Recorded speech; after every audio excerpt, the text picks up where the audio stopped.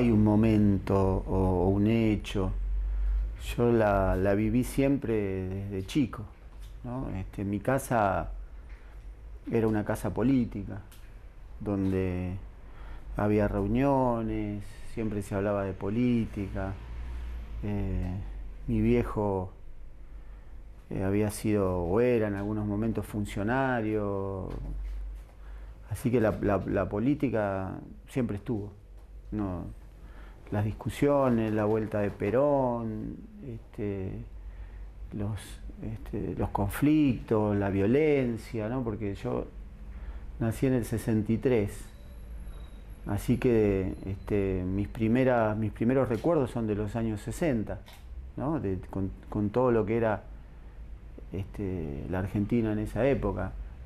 Me acuerdo de Onganía, por ejemplo, ¿no? Como si el recuerdo más lejano, que Onganía era presidente, y todo lo que pasaba, la ciudad convulsionada, ¿no? Es como que no tengo, no tengo un punto de partida, siempre estuvo.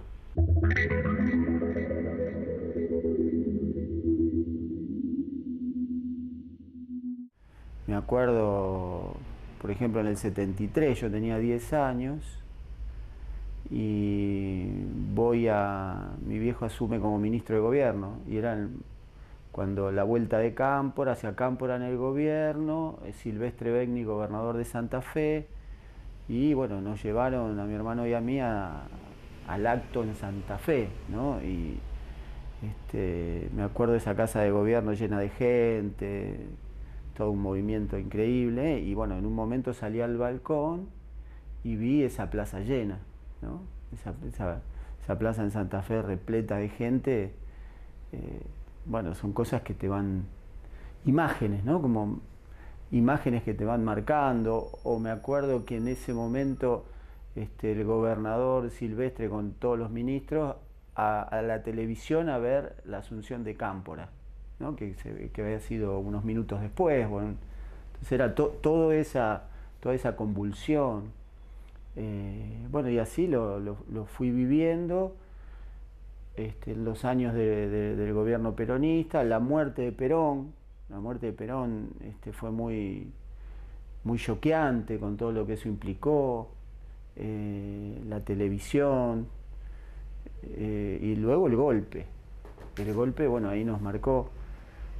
Bueno, durante esos años, antes del golpe, en mi casa teníamos custodia permanente, ¿no? Entonces el tener la policía en la puerta o adentro de mi casa, entonces ver las armas, todo eso era mi cotidianidad, ¿no? Yo me acuerdo que en el dormitorio de mi viejo había una ametralladora, por ejemplo. Eran momentos duros, donde, donde la política era, era la vida, pero también era la muerte, era el riesgo de la muerte. Una noche me acuerdo que tuvimos que salir corriendo. Mi mamá nos sacó a mi hermano porque había una amenaza de una bomba en mi casa, entonces a la madrugada este, tuvimos que salir corriendo a la casa de mi tía. Bueno, era todo así muy convulsionado. Y yo iba creciendo en ese contexto, entonces era como que yo tenía también la rebeldía de querer hacer las cosas de un chico que va ganando la calle, haciendo cosas cada vez más solo, pero a la vez con el cuidado familiar por lo que podía pasar. Entonces me acuerdo en Santa Fe que estábamos un verano, en Santa Fe se duerme la siesta, yo no dormía la siesta, tendría, qué sé yo, 10 11 años, y me quedé abajo ahí de los edificios de donde vivía mi viejo, allá cerca de Guadalupe, y bueno, me fui a pescar con unos chicos que estaban ahí abajo, solo. Claro, al rato la policía buscándome, ¿viste? Así como un operativo del niño extraviado, bueno, era todo así, entonces era esa tensión entre la vida de un chico con ese marco de cuidado, de riesgo que había que tener, qué sé yo, quinto o sexto grado me llevaban a la escuela y yo quería ir solo caminando. Entonces eran las tensiones que los otros chicos iban solos a la escuela y yo me llevaban, ¿no?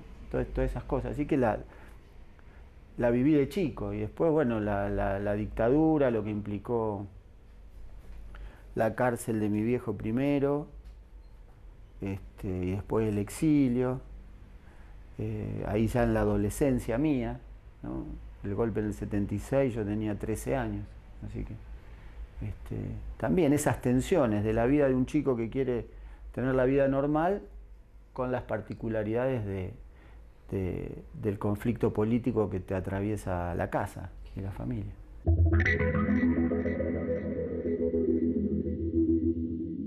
El exilio fue de mi viejo, nosotros nos quedamos acá. Mi viejo lo detienen, bueno, apenas ocurrió el golpe, al primero o segundo día, no me acuerdo exactamente. Lo meten en cana. Primero estuvo acá en la unidad 3 y después en Coronda. Así que bueno, lo íbamos a visitar. Era todo muy feo. Y después, ya a final del 76, principio del 77, le dan la opción de salir del país, porque estaba a disposición del Poder Ejecutivo. Así que se fue a Brasil. Y bueno, nosotros no íbamos a Brasil, seguimos acá en la escuela, todo con mi hermano, pero íbamos a visitarlo a Brasil. Mi vieja iba mucho a verlo, entonces a veces estábamos con mi hermano solo acá en Rosario, o sea que fue, qué sé yo, uno se va acostumbrando a vivir así, pero había como un miedo de fondo, ¿viste? Había como un miedo de nunca saber qué le iba a pasar a mi viejo, ¿no? Esa era así como una sensación de fondo. Mientras tanto hacíamos, qué sé yo, íbamos a la escuela, jugábamos a la pelota, teníamos amigos, nos poníamos de novia. La vida común, pero en ese telón de fondo de no saber qué le iba a pasar al viejo. Entré en el Superior de Comercio en marzo del 76. Imagínate, a la semana o a las 2 semanas de empezar las clases, golpe, cambiaron a todos los profesores, se volvió un régimen durísimo. Yo venía de la escuela primaria de la Mariano Moreno, donde era una escuela que uno la pasaba bien, qué sé yo, y de golpe el Superior de Comercio en el 76 me pareció que era una cárcel. Era muy duro, no te dejaban salir al recreo, un tipo permanentemente en el aula vigilando, te ponían, te sentabas por orden alfabético, vos no podías elegir dónde te sentabas. Bueno, me pareció una situación tremenda. En el marco de eso, mi viejo en cana, así que al año siguiente me fui al Sagrado Corazón, porque mi hermano iba ahí. Y ahí la cosa fue diferente, ahí había otro clima. Los curas generaban un clima más de compañerismo, de amistad, de contención, mucho deporte, mucho juego. Entonces ahí pasé, la escuela como que me contuvo mucho, la escuela de curas, a diferencia de la pública, que era tremendo en ese momento, ¿no? Bueno, después uno se va enterando de la cantidad de compañeros desaparecidos del Superior de Comercio, ¿no? Del Politécnico, de lo que implicaban esas escuelas de alguna manera de vanguardia en esos años. Y bueno, iba a la Asociación Cristiana de Jóvenes, ahí también la contención del fútbol, el vóley, el grupo, campamentos, y ahí iba saliendo la crítica política, cantando las canciones de Piero, para el pueblo lo que es del pueblo, ¿viste? Había cosas que estaban prohibidas, pero que la íbamos haciendo ahí. Y en la Asociación Cristiana también hubo muchos desaparecidos que iban ahí, entre ellos el padre de Eduardo Tognoli. Así que era también un lugar que te contenía, te cuidaban, pero había por ahí abajo un nivel de politización que iba creciendo. La universidad fue donde empecé a militar, ¿no? Yo entré en la universidad 81, plena dictadura, y ahí fuimos viviendo todo el proceso de fin de la dictadura, en ese momento estaba prohibido el centro de estudiantes, así que fuimos viviendo cuando se empezaba a abrir la cosa, las elecciones estudiantiles de a poquito se iban generando. Y bueno, lo que fue después la vuelta a la democracia, esa primavera democrática, la vivimos a full, porque en la universidad era todo política, ¿no? Era todo política. Todos nos íbamos insertando en alguna agrupación, ¿no? Era la esperanza de otra vez la democracia. Y ahí me inserté a militar en la Intransigencia Universitaria, que era el grupo universitario del Partido Intransigente. Sí, más por afinidad de los amigos, ¿no? Que uno se va. Estaba la JUP también, que también eran amigos y compañeros, pero me inserté en Intransigencia, que ahí hicimos un frente, me acuerdo, con la JUP y con la Democracia Cristiana, y ese era un poco el espacio de lucha política en la universidad. Nosotros ganamos en el Centro de Estudiantes la Secretaría de Extensión Universitaria, así que ahí nos fuimos a hacer trabajo político en los barrios, ¿no? Y ahí armamos todo un trabajo en esa época en el barrio La Tablada, armamos una cooperativa de trabajo, hacíamos apoyo escolar, una cooperativa no de trabajo, de vivienda, una cooperativa de vivienda. Así que bueno, ahí empezó también el trabajo político en las barriadas rosarinas, ¿no?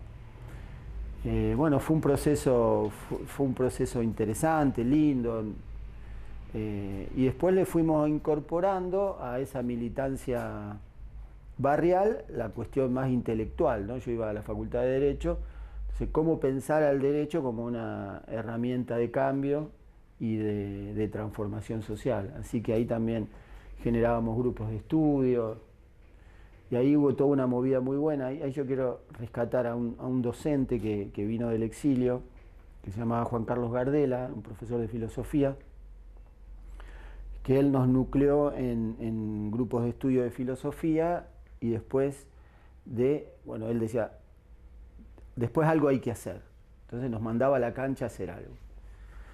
Y ahí nosotros nos enganchamos a trabajar en el tema de encierro, y bueno, con todo un grupo nos fuimos a militar a la colonia de Oliveros y a las cárceles, ¿no? Entonces eso fue un poco como nosotros en ese momento llamábamos el uso alternativo del derecho. Había toda una teoría de cómo usar el derecho, pero a favor de la gente y no a favor de los poderosos, ¿no? Así que esos eran los campos de actuación. Y ahí, bueno, hay varios de esa banda que hoy son conocidos, por ejemplo, Quique Font, Ramiro Zagarduy, varias compañeras, Alejandra Rodenas, la hoy jueza, Claudia Durigón, que está en la Defensoría del Pueblo, bueno, distintos compañeros y compañeras que nos metimos en eso. Por un lado, con la práctica concreta, nosotros estábamos en un programa de externación. Entonces nuestra tarea como abogados era escuchar a los internos y que querían salir, y ayudarlos en un proceso de integración social nuevamente. Entonces ahí toda la discusión jurídica, bueno, fueron 5 años muy fuertes, compartiendo la locura. Y bueno, paralelamente en la facultad, entonces ahí creamos la cátedra de criminología, ahí tratando de siempre armonizar la práctica con las cuestiones teóricas. Así que bueno, fueron años intensos. Paralelamente el proceso político iba, bueno, la renovación peronista generó esperanza en todos, así que ahí nosotros que estábamos en el Partido Intransigente ya nos incorporamos al peronismo. Era la etapa de Cafiero y luego de Menem, los primeros años. Así que bueno, ahí ya claramente militando en el peronismo. pero siempre haciendo también estos laburos que tenían que ver con militar en alguna temática específica.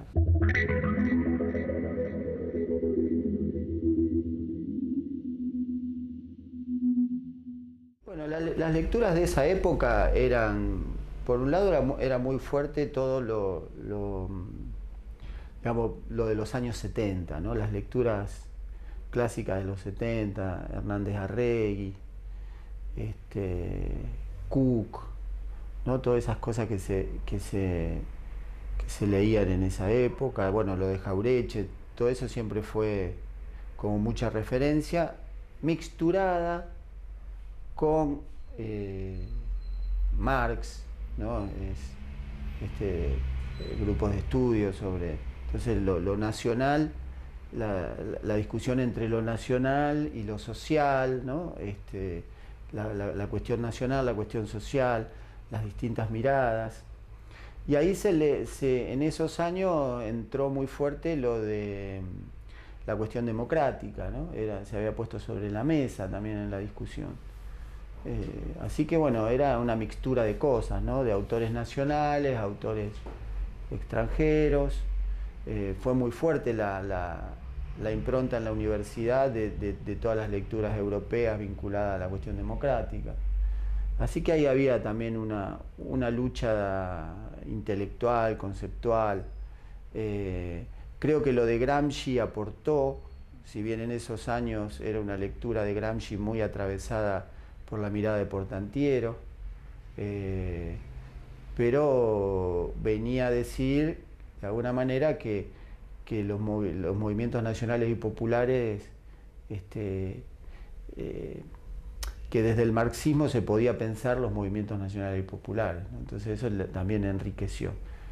Y después Perón, ¿no? Porque lo de Perón es impresionante, porque Perón piensa la política desde la estrategia, y todo aquel que hace política hace todo el tiempo estrategias. Entonces Perón te construyó un proyecto de país en base a estrategias concretas, ¿no? Tanto en su lugar en el Estado como en la organización popular, en la organización de la propia fuerza. Entonces lo de Perón es que a veces no se valora tanto desde ese lugar, pero es un teórico político excepcional. Bueno, así que bueno, esas eran las disputas. Después lo que marcó fuerte esa época fue la caída del muro de Berlín, fue la caída del socialismo real en los años finales de los 80. Ahí eso puso en crisis todo, y lo de el discurso único, el fin de la historia, la dificultad para visualizar una alternativa al capitalismo, eso también puso en crisis las ideas. Eso fue un momento muy de mucho debate político, de muchos ensayos y errores. Así que bueno, estoy atravesado por toda esa historia.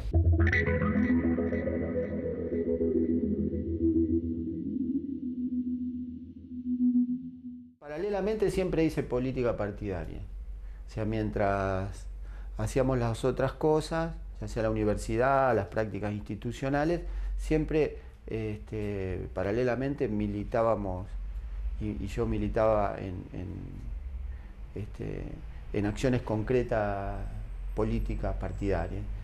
En esos años yo estaba militando con los compañeros del peronismo del departamento Iriondo, porque me había, como estaba todo el tiempo en la colonia de Oliveros, me había insertado con los compañeros del peronismo del departamento Iriondo. Así que ahí era la militancia. Luego, me acuerdo en el año ya 90 y pico, 95, 96, en las elecciones generales, mi viejo fue candidato a vicegobernador de Cariñano. Y ahí decidí acompañarlo. en la campaña. Así que ya ahí me vine a militar a Rosario. Y bueno, él no, bueno, esa fórmula perdió, pero después Obey fue gobernador y Obey lo convocó a mi viejo al Ministerio de Gobierno. Y ahí lo que hicimos fue todo este grupo de criminología, de que veníamos trabajando la cuestión, toda la cuestión criminal que le llamábamos en ese momento.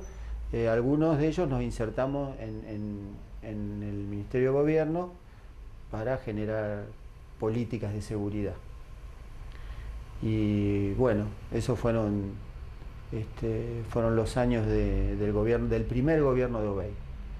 Y ahí yo trabajé mucho la cuestión policial, me metí a investigarla en profundidad,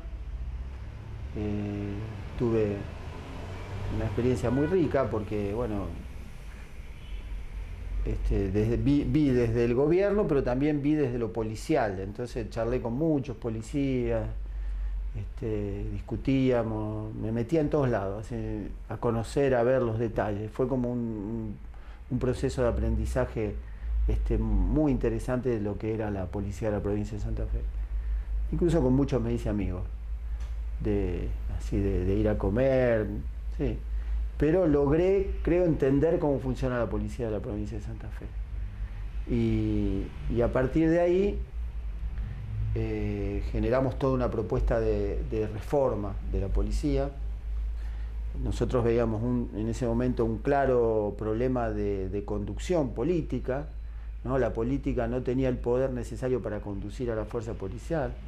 Te doy algunos ejemplos. Vos querías saber en el ministerio cuántos policías había y dónde estaban, y esa información no la tenía. Tenía que ir a pedírsela al jefe de policía, ¿no? Era un ministerio débil con relación a una institución policial muy poderosa. Había recursos, por ejemplo, que iban directos a la jefatura de policía, que manejaban discrecionalmente con algunos parámetros que el ministerio no los tenía. Entonces vos tenías que hacer una encuesta, por decirte. Vos no tenías esa plata, pero sí la tenía la policía, ¿no? Entonces había un desfasaje absoluto, y justo yo ahí estaba haciendo una maestría en Flaxo, donde una de las materias eran teoría de la organización, así que con esas herramientas conceptuales de la teoría de la organización pude hacer un análisis de la policía de la provincia, y me exaltó claramente que tenía más poder la policía que el gobierno en ese momento. Entonces había que llevar adelante toda una política para revertir esto, cómo fortalecíamos la conducción política de la seguridad. Y eso se avanzó mucho en el primer gobierno de Obey y en el segundo también. Pero el turco nunca comprendió en realidad que había que hacer algunas medidas a fondo, que no las quiso tomar. Quizás en ese momento no era un tema central la seguridad en la agenda pública, había otras prioridades, quizás por eso, pero creo que pudimos hacer mucho más y no tuvimos el acompañamiento del gobernador en esos años. Pero igual rescato todo lo que bancó, y algunas medidas fuertes él las bancó, sacar a todos los represores de la policía, que lo hicimos en esos años. El turco lo bancó bien, algunas medidas de reforma también, pero creo que nos quedamos en medio camino, se podría haber hecho más.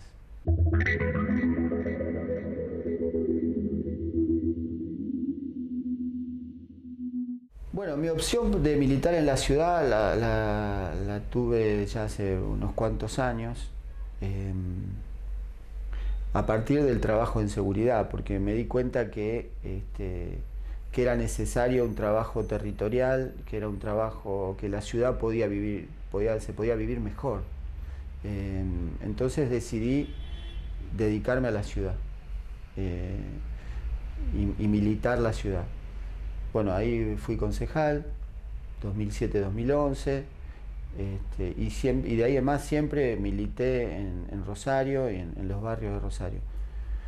La mirada es que lamentablemente en nuestra ciudad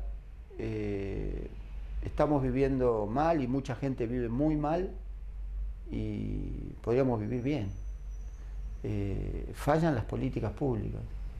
Acá tenemos lamentablemente, recién ahora se empieza a discutir o el gobierno socialista con esto del endeudamiento empieza a decir hay que hacer obras en los barrios, pero hace casi más de 20 años que había que hacer obras en los barrios.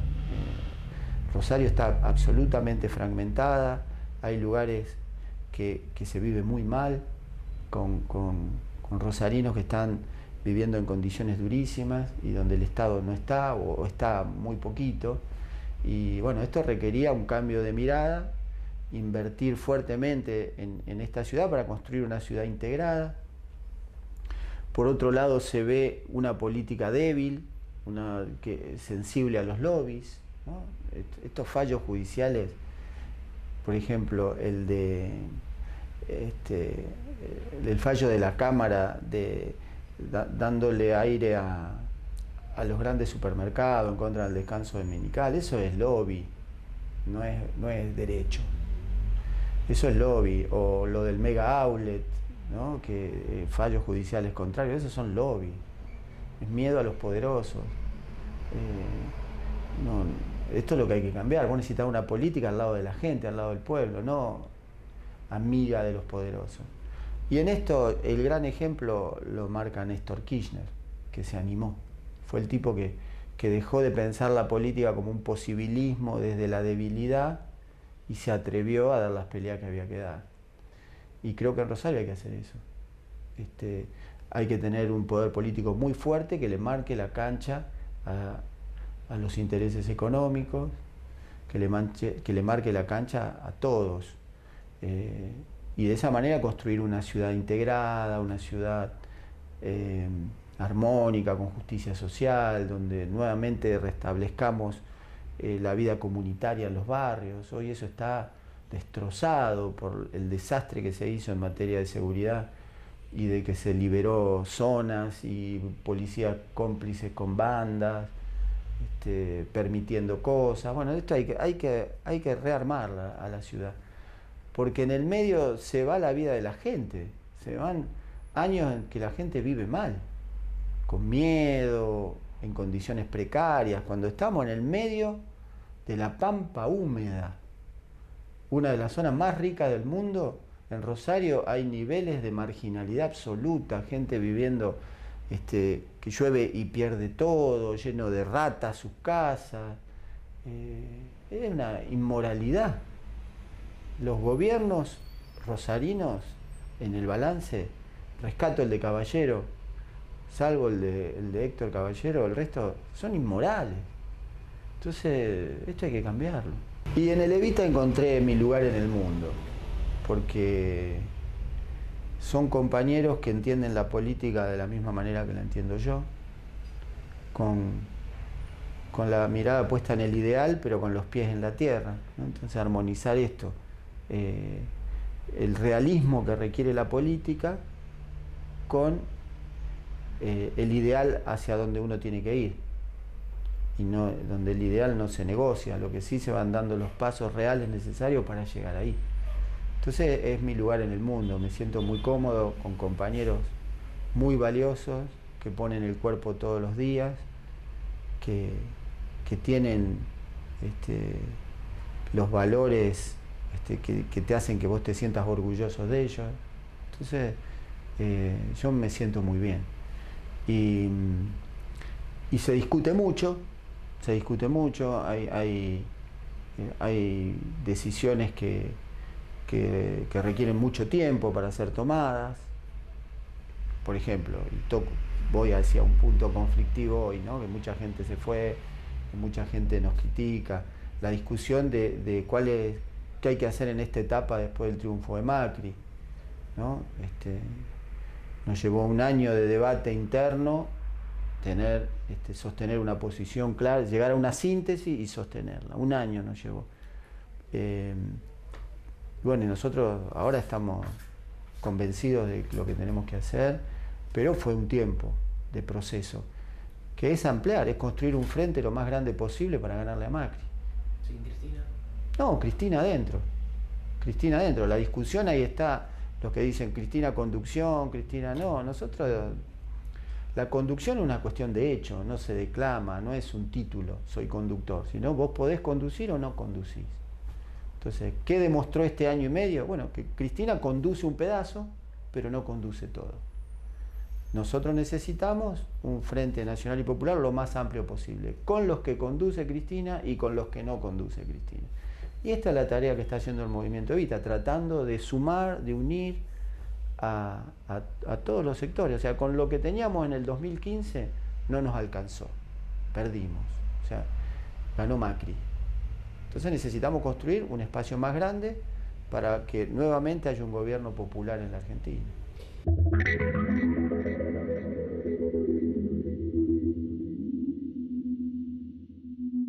Y esta es mi casa.